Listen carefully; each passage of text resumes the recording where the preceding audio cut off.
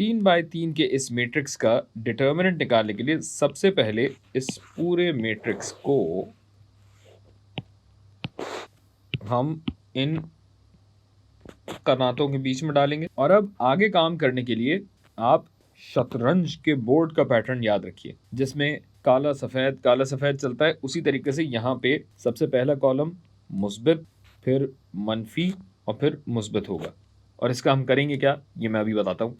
अब हम पहली रो के अनासिर को बारी बारी चुनेंगे और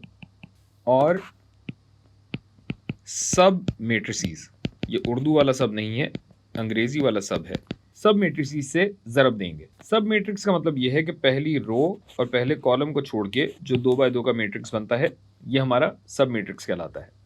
तो पहले हमने पहली रो का पहला आंसर लिया और उससे इसके सब मैट्रिक्स से मल्टीप्लाई किया, और चूंकि ये मुस्बत होना है लिहाजा ये हो जाएगा +4 ज़रब 5 3 0 और 0।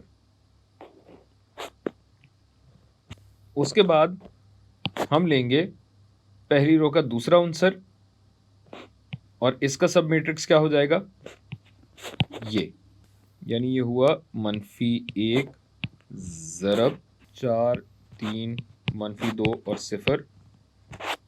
और चूंकि हमें इसे सब्ट्रैक्ट करना था, इसकी तफरीक करनी थी, लिहाजा ये माइनस यहाँ आ जाएगा। और इसको मैं ब्रैकेट में डाल देता हूँ क्योंकि अभी ज़रब भी दिया जाएगा। और फिर यही काम हम पहली रो के तीसरे आंसर के साथ करेंगे, जिसका सब मैट्रिक्स बनता है ये, यानी ये आ गया 1, जो कि ज़रब दिया जाएगा 4 5 -2 और 0 से। और चूंकि ये मुस्बत है लिहाजा ये प्लस हो जाएगा।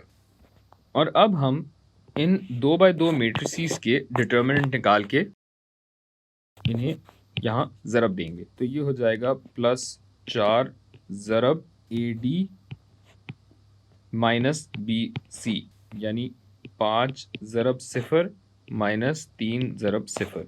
माइनस माइनस प्लस हो जाएगा, यानी ये हुआ +1 ज़रब AD -BC 4 ज़रब 0 -3 ज़रब -2 और +1 AD -BC, यानी 4 ज़रब 0 -5 ज़रब -2। और इसका इख्तिसार अगर मैं करूं या सिंप्लीफाई करूं तो ये हो जाएगा 4 ज़रब, ये हो गया आपका 0, ये हो गया आपका 0, यानी ये पूरा ही 0 हो गया। तो इसको हटा के मुझे 0 लिखना होगा,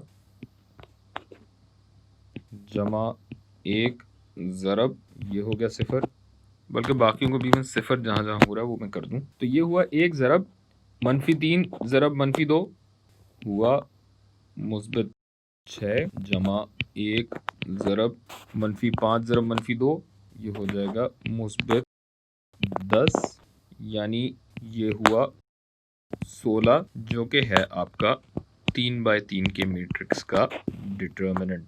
डिटरमाइनेंट नहीं कहिएगा खुदा के वास्ते, ये हुआ डिटर्मिनेंट। आसान है, बस ये ख्याल रखिएगा कि कहीं प्लस और माइनस में कोई कंफ्यूजन ना हो जावे।